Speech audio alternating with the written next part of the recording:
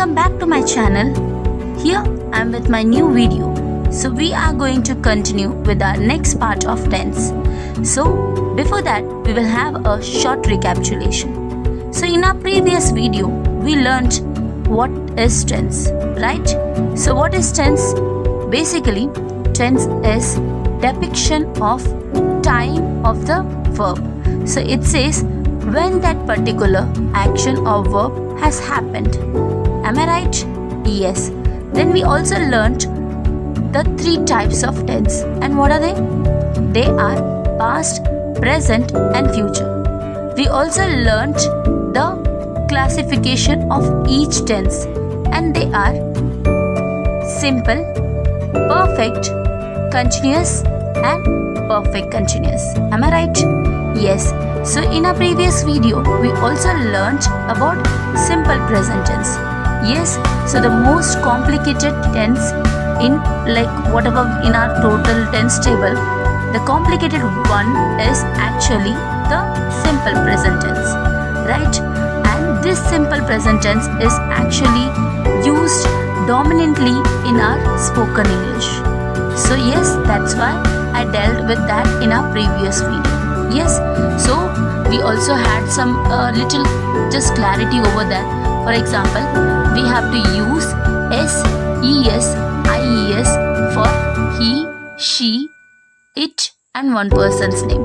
For example, he goes to school. She goes to school.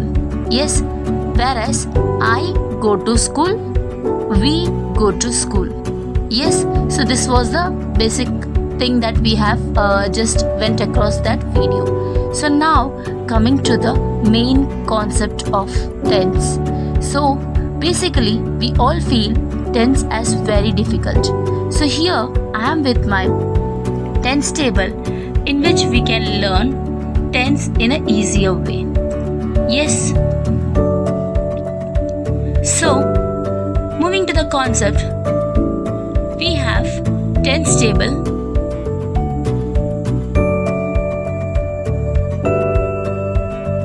Yes.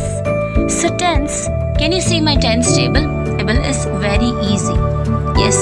So can you see here? I have divided these into three tense: past, present and future. And they are classified into four types, that is simple, perfect, continuous and perfect continuous. Yes. So today we are going to deal with the past, all the forms of past. Yes. So see, basically in your first simple past tense, as the name, it is very simple guys. Can you see here? V2 form. What you are going to just remember is, in a simple past tense you will have the V2 form. Nothing more than that. Just remember V2 form. That is, write means wrote, ran, yes, that word ran, ran. Then speak, spoke, smile, smiled, talk, talked, walk, walked. So these are known as my V2 form. Yes, I will definitely give a description or PDF attached to this video so that you can have a clarity over what is V2 and V3 form. Because before learning any tense, we have to learn V1, V2 and V3 form of verb, because that is very essential for tense, right? So the A, what is the denotation of A here is, A means affirmative sentence, N means negative sentence and Q means questioning sentence. Yes, so she wrote a letter. So this is a very basic sentence. Can you see? It is very simple. You will not have any is, was or any had. So it is basically very much simple. You will not have any helping verb in simple past tense. Can you see that? Yes, she wrote a letter. Now I have to translate this sentence into negative one. So what will I do? Do I have any helping verb here? No, I don't have any helping verb here. So what will I do? So basically guys, remember one thing. If you remember this concept, this one, what I am going to do, just tell you that about did concept. If you remember this concept, you are definitely going to ace one in tense and also in your question tag, because this is also useful for question tag also. Yes, so whenever there is a I don't find any helping verb in a sentence, I have to look over the tense of that particular verb. So here this is, we are dealing it with past tense, it is very clear that it is a past form, right? So here the past tense, we will remember the past will have all the D pattern. So in simple past tense, I will use did. What I will use? I will use did. So did is my helping verb in simple past tense. So here, she didn't write a letter. She didn't write a letter. This is very simple. So here, have you noticed wrote is changed into write. Wrote is changed into write because I am just conversing that past form. So here with the help of helping verb, didn't. So when I am using that word wrote will actually go into the original form, that is write. So whenever I am using did, I am not supposed to use the past form. I am supposed to use the basic form, that is the V1 form, right? So she didn't write a letter. So now the next pattern, that is the questioning pattern. It is very simple. See, did she write a letter? I am just bringing that word helping verb did in front of my sentence. Did she write a letter? As simple as it is. Yes, next one. Can you see here? Do you remember just now I told you that in the past always we will have a D pattern? Yes. So again, can you see here V3? Again V3. The formula may change, but V3 is not changing. Yes, the perfect concept will always have V3 pattern. Yes, it will have V3 sticking to it. Yes. So now, as I said, past will have D pattern. Yes. So that's why here I am using had form. Only one, had form. So subject plus had plus V3 form. See, she had written a letter. Very simple. The V3 form like write, wrote, written. So the V3 form of write is written. So that's why I am using it as she had written a letter. Now the negative form, very simple. She had not written a letter. That's simple. Now questioning, had she written a letter? There is nothing changing here because you already have a helping verb, right?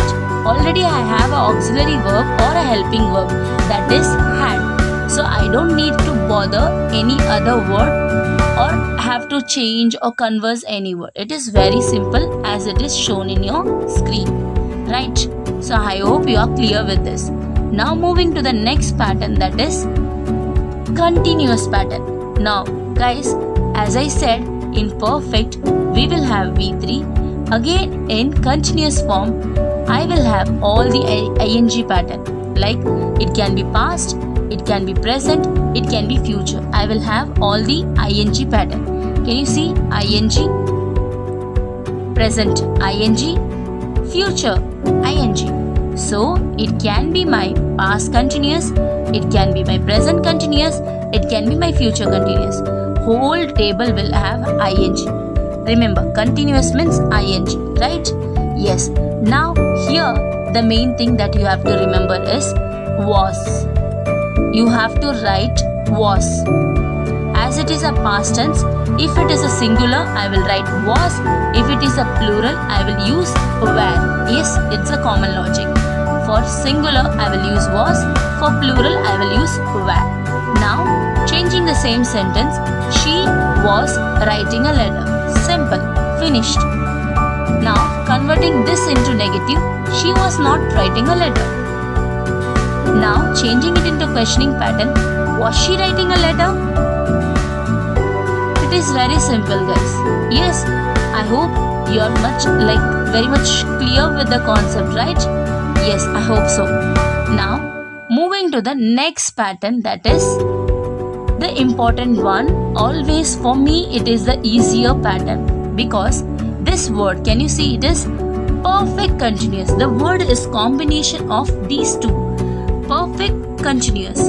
So that's why I will use from perfect, I will take had, which has been used here. Now from continuous, I will take was. Guys, do you know that the V3 pattern of was is actually been? So was will be changed into been. Be, was, been. This is actually the V3 form of was. So here, that's why I have taken from perfect, I have taken had. From continuous, I have taken was plus ing. So was will be changed as been plus ing. Verb plus ing. I know, like, you might be clear with that, right? So here, how will I write this? I will write it as she had been writing a letter. Very simple, right? She had been writing a letter. Simple. Now, I am using it in a negative pattern. So how will I use it? She had not been writing a letter. Yes, am I clear? Now, this is the questioning pattern. Had she been writing a letter? So guys, I wanted to tell you one thing. Basically, whenever I converse with my student, one mistake they will often do. And what is that? Is actually they will not use the not word exactly after the helping verb. Yes, you have to use this not after helping verb.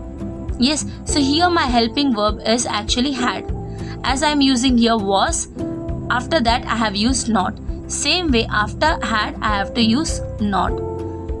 In the questioning pattern, can you see? So after helping verb, my subject should be there before been. So had she been writing a letter?